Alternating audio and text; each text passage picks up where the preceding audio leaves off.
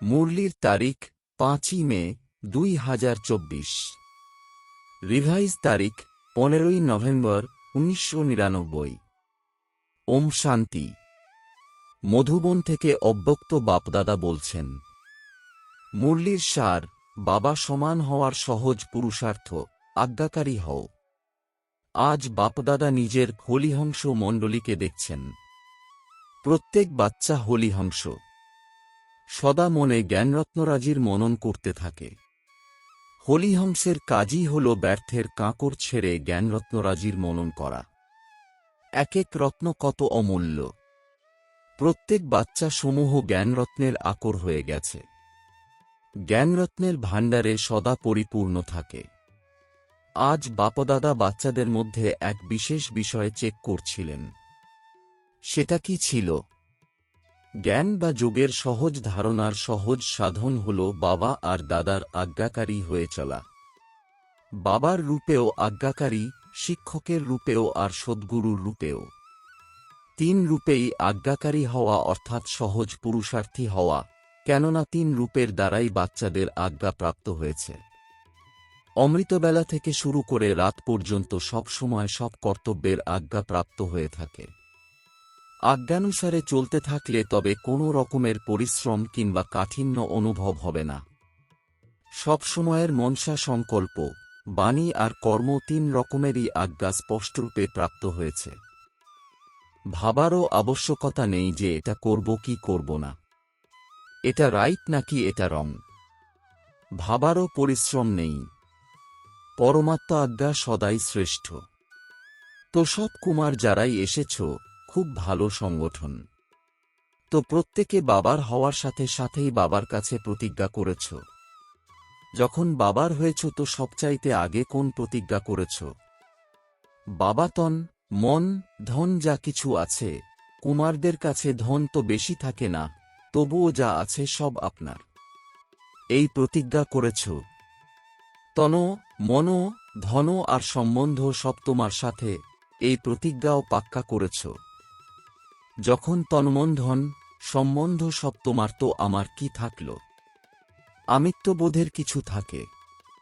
আর কি বা থাকে? তন, মন, ধনজন সব বাবাকে হস্তান্তর করে দিয়েছ। যারা প্রবৃত্তির তারা কি করেছ? যারা মধুবনের তারা কি করেছ? পাক্কা তো না। যখন মনও বাবার হয়েছে তখন মন আমার নয় তো না? নাকি মন আমার? আমার মনে করে ইউজ করতে হবে। যখন মন বাবাকে দিয়ে দিয়েছ তো সেটাও তোমাদের কাছে আমানত। তাহলে যুদ্ধ কেন করছ? আমার মন বিরক্ত, আমার মনে ব্যর্থ সংকল্প আসে, আমার মন বিচলিত, যখন আমারই নয়, গচ্ছিত রয়েছে তখন আমানতকে নিজের মনে করে ইউজ করা, আমান্তে অনধিকার প্রয়োগ করা নয়। মায়ার দরজা হল আমি আর আমার। সুতরাং তন তোমার নয়, তাহলে দেহ অভিমানের আমি কোথা থেকে এসেছে? মনও তোমার নয়, তো আমার কোথা থেকে এলো?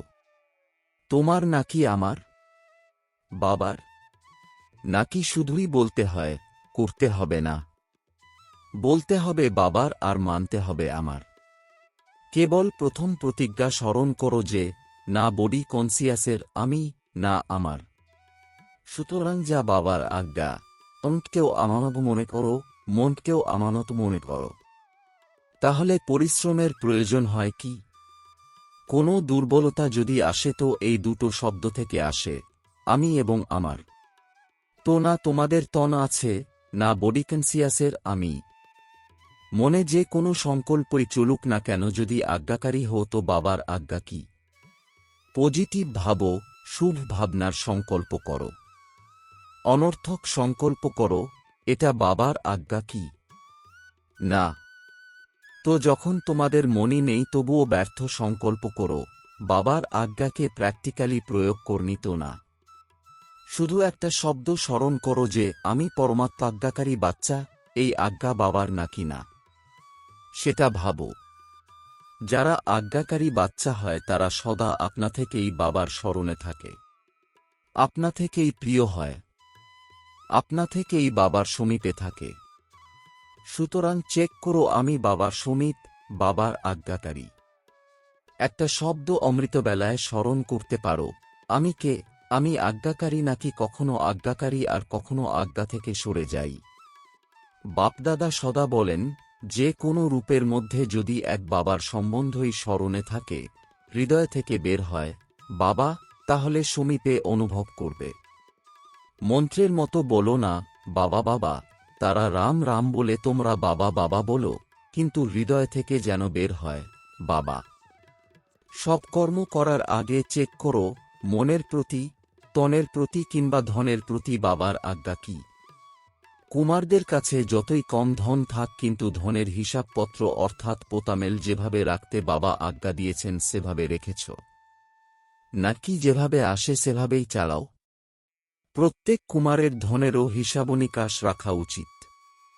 ধন কোথায় এবং কিভাবে ইউজ করতে হবে, মনকেও কোথায় এবং কিভাবে ইউজ করতে হবে, তনকেও কোথায় উপযোগী করে তুলতে হবে, এই সব হিসাবনিকাশ হওয়া প্রয়োজন। তোমরা দাদিরা যখন ধারণার ক্লাস করাও তখন বোঝাও তো না যে ধন কিভাবে ইউজ করতে হবে, কি পোতামেল রাখতে হবে? কুমারদের জানা আছে কিভাবে পোতামেল রাখতে হবে, কোথায় নিয়োজিত করতে হয় সেটা জানা আছে তোমাদের।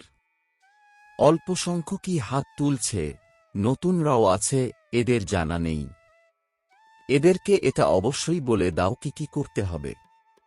নিশ্চিন্ত হয়ে যাবে, বোঝা মনে হবে না। কেননা তোমাদের সকলের লক্ষ্য আছে যে কুমার মানে লাইট, ডবল লাইট। কুমারদের লক্ষ্য আছে তো না যে আমাকে নম্বর 1-এ আসতে হবে।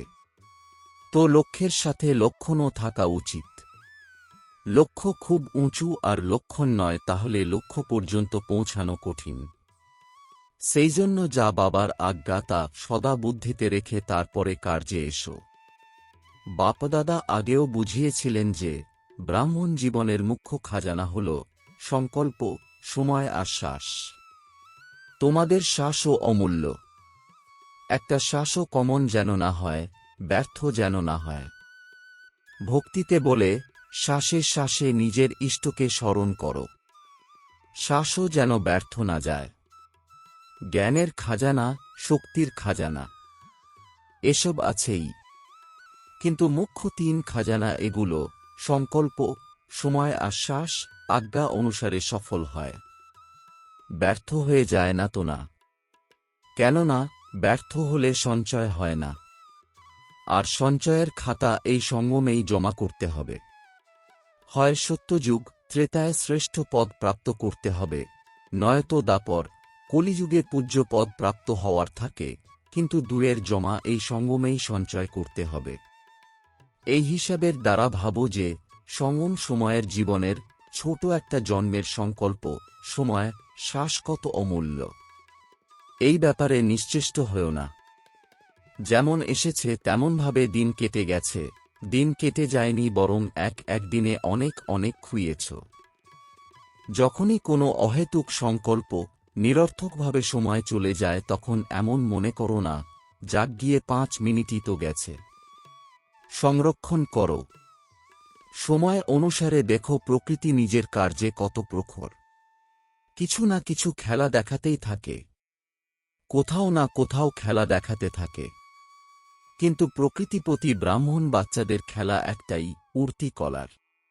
তো প্রকৃতি খেলা তো দেখায়, কিন্তু ব্রাহ্মণ নিজের উড়তি কলার খেলা দেখাচ্ছ।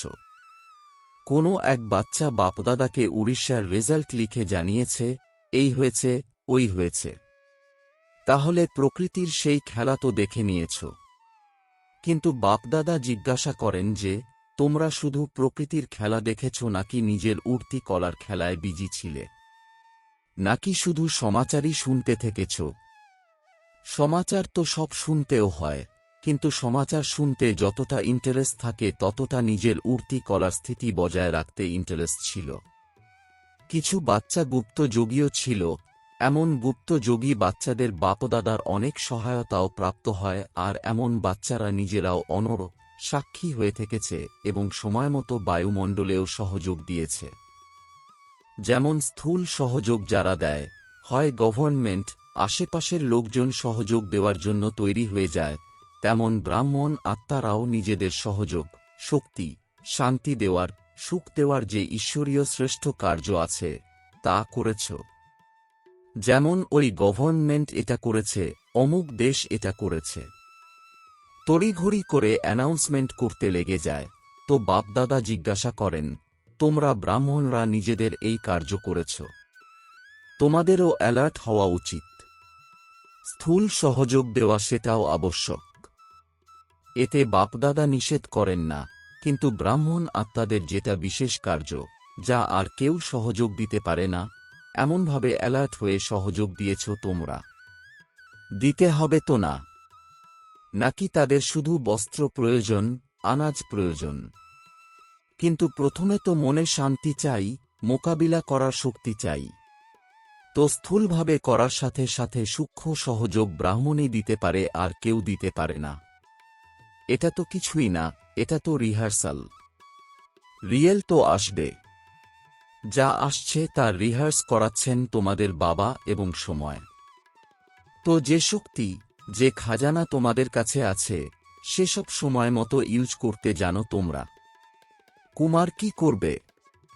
শক্তি জমা আছে তোমাদের, শান্তি জমা আছে, কিভাবে ইউজ করতে হয় জানো। হাত তো খুব ভালো তোলো তোমরা, এখন প্র্যাকটিক্যালি দেখাও। সাক্ষী হয়ে দেখতেও হবে, শুনতেও হবে, আর সহযোগ দিতেও হবে।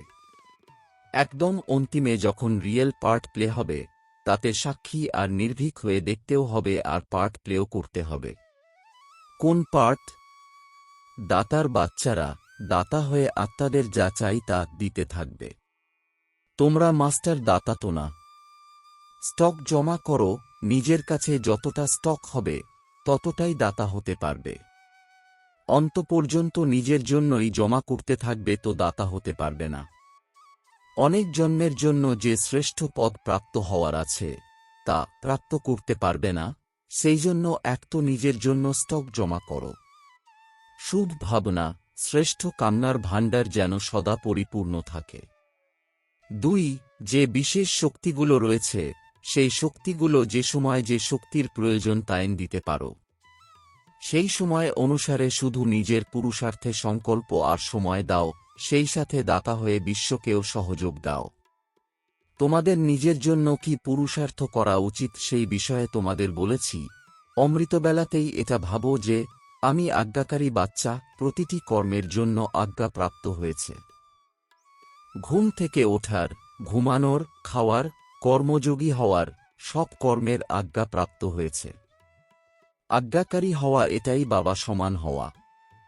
ব্যাস। শ্রীমতে চলা, না মনমতো, না পরমত। অ্যাডিশন যেন না হয়। কখনো মনমতে, কখনো পরমতে যদি চলবে তো পরিশ্রম করতে হবে। সহজ হবে না, কেননা মনমতো, পরমতো উঠতে দেবে না। মনমতো, পরমতো হল বোঝা, আর বোঝা উঠতে দেবে না। শ্রীমত ডবল লাইট বানায়। শ্রীমতে চলা অর্থাৎ সহজে বাবার সমান হওয়া। শ্রীমতে যারা চলে তাদেরকে কোনো পরিস্থিতি নিচে নিয়ে আসতে পারে না। তো শ্রীমতে কিভাবে চলতে হয় জানো তোমরা। আচ্ছা, তো কুমার এখন কি করবে? নিমন্ত্রণ পেয়েছ তোমরা, স্পেশাল খাতিরদারি হয়েছে। দেখো কত প্রিয় হয়ে গেছ। তাহলে এবারে ভবিষ্যতে কি করবে? রেসপন্ড করবে নাকি ওখানে গেলে ওখানের, এখানে এলে এখানের? এইরকম নয় তো না? এখানে তো খুব মজায় রয়েছ, মায়ার আঘাত থেকে সুরক্ষিত আছো। এমন কেউ আছে যার কাছে এখানে মধুবনেও মায়া এসেছে। এমন কেউ আছে যাকে মধুবনেও পরিশ্রম করতে হয়েছে। সেফ আছো, এটা ভালো। বাপদাদাও খুশি হন। সময় আসবে যখন ইউথ গ্রুপের দিকে গভর্নমেন্টের অ্যাটেনশন যাবে, কিন্তু তখনই যাবে যখন তোমরা বিঘ্নবিনাশক হয়ে যাবে। বিঘ্নবিনাশক কার নাম? তোমাদের নাম তো না। বিঘ্নের সাহস হবে না কোনো কুমারের সাথে মোকাবিলা করবে। তখন বলবে বিঘ্নবিনাশক। বিঘ্নের হার যদিও বা হয়, কিন্তু আঘাত যেন না করে। বিঘ্নবিনাশক হওয়ার সাহস আছে তোমাদের? নাকি ওখানে ফিরে গিয়ে পত্র লিখবে, দাদি খুব ভালো ছিল কিন্তু জানি না কি হয়ে গেল? এমন লিখবে না তো। এই খুশির খবর লেখো, ওকে, ভেরি গুড, আমি বিঘ্নবিনাশক। ব্যাস, একটা শব্দ লেখো, বেশি লম্বা পত্র নয়।